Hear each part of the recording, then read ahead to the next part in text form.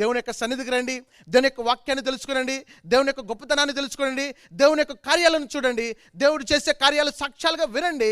దేవుడు మీ యొక్క జీవితాల్లో కూడా అవన్నీ కూడా అద్భుతాలుగా జరిగించబోతున్నాడు. అదేవిధంగా అసలు ఎందుకు భయపడకూడదని చెప్పున్నాను. అసలు ఎవరు భయపడతారు? ఎవరు భయపడతారంటే పాపం చేసేవారు భయపడాలి. చూడండి, హృదయమందు దోషారోపణ కలిగి ఉన్నవారు భయపడతారు. దేవుని యందు నిలిచి ఉండకుండా పడిపోయేవారు భయపడతారన్నమాట. కాబట్టి మనము పాపం చేయని వారంగా ఉండాలి. హృదయమందు దోషారోపణ అంటే మనం ఏమైనా సీక్రెట్గా తప్పులు చేస్తే అవి మన మీద దోషారోపణ చేస్తూ ఉంటాయి. ఆ విధంగా లేకుండా ఉంటే మనం భయపడాల్సిన పని లేదు. దేవుని యందు నిలిచి ఉంటే మనం భయపడాల్సిన పని లేదనమాట.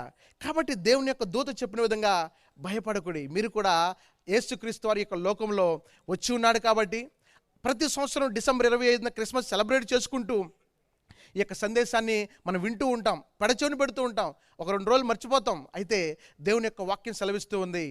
అయితే ఆ యొక్క యేసుక్రీస్తు వారి ఈ యొక్క లోకానికి ఎందుకు వచ్చి ఉన్నాడో ఆ యొక్క సారాంశం తెలుసుకొని మన జీవితాలను కనుక మనం మలుచుకున్నట్లయితే దేవుడు తప్పకుండా మనకు కూడా ఆ యొక్క భయాన్ని తీసివేసి మన జీవితంలో కూడా సంతోషాన్ని పెట్టేవాడుగా ఉంటున్నాడు.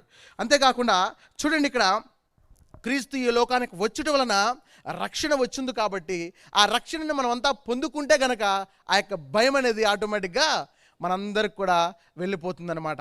అదే కాకుండా ఎవరు భయపడరంటే ఆయనను అంటే యేసుక్రీస్తు వారిని నమ్ముకున్న వారు భయపడరు.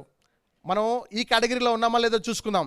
యేసుక్రీస్తు వారిని నమ్ముకున్నవారు భయపడరు అన్నమాట. ఎందుకంటే మన పక్షాన్ని యుద్ధం చేయవాడు, మనకు రక్షణగా ఉన్నవాడు, మనల్ని నడిపిస్తున్నటువంటి వారు, మనల్ని పోషిస్తున్నటువంటి దేవుడు మరి అన్నిటికీ సమర్థుడైనప్పుడు మనం భయపడాల్సిన అవసరమే లేదన్నమాట. ప్రభువునందు విశ్వాసం ఉంచు వారు భయపడరంట. చూడండి, ఆయనను నమ్ముకున్న వారు భయపడరు, ప్రభువునందు విశ్వాసం ఉంచువారు భయపడరని 1 తిమోతి 3:13 రాసినట్టుగా మనం చూస్తున్నాం. నిరీక్షణ కలిగిన వారు 2 కొరింథీ 3:13 ఉంది. నిరీక్షణ కలిగిన వారు దేని కొరకు నిరీక్షణ? ఆయన మరలా వస్తారు, మనందరిని కూడా తీసుకుని వెళ్తారు, మన కొరకు ఆయన నివాసంలో సిద్ధపరుస్తూ ఉన్నాడు.